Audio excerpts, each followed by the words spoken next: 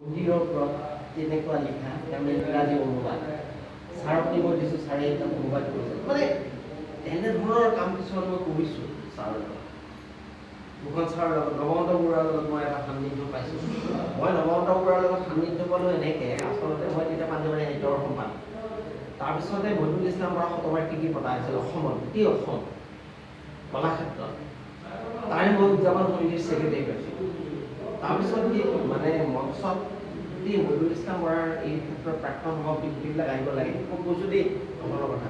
নৱকান্ত বৰুৱা ছাৰৰ তাত গৈছোঁ, ছাৰক কৈছোঁ আপুনি মানে মহিদুল ইছলাম বৰাৰ ওপৰত লিখিব লাগিব, জগেন্দ্ৰ ডুমুৰিয়াই সম্পাদনা কৰি আছে কিতাপখন। মানে নৱকান্ত বৰুৱা কৈছে তুমি মোক অলপ তথ্য পালোঁ, বাইদেউক আনিলোঁ, নৱকান্ত বৰুৱাক আনিলোঁ, গোটেই আনিদ্ধ সেনেকুৱা মই সান্নিধ্য পাইছোঁ। হিৰুদাৰ ওচৰত পাইছোঁ সান্নিধ্য তেনেকুৱা। হিৰুদাই পিঠিত পৰি আহিছে মই বহুত একেলগে বহুত ঠাইত গৈছোঁ, আছোঁ।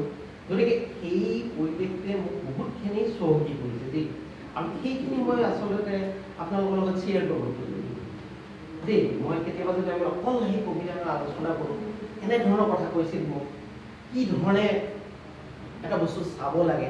কোনোবালে গৈ আছোঁ মই গাড়ী এখনত, বাছতে গৈছোঁ বা খোজকাঢ়ি গৈছোঁ, তেতিয়া মই কেনে কথা লাগে মই আপুনিও বহুত অভিজ্ঞতা প্ৰশ্ন জীৱনত বহুত পাইছে আপুনি সাত কবিতা।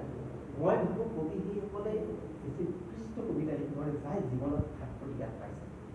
দুখ কষ্ট যন্ত্ৰণা পাব লাগিব জীৱনত, সেই নাপালে কিন্তু কবিতা সুখত থাকিলে কবিতা কম, বহুত ধাক্কা খাব লাগিব।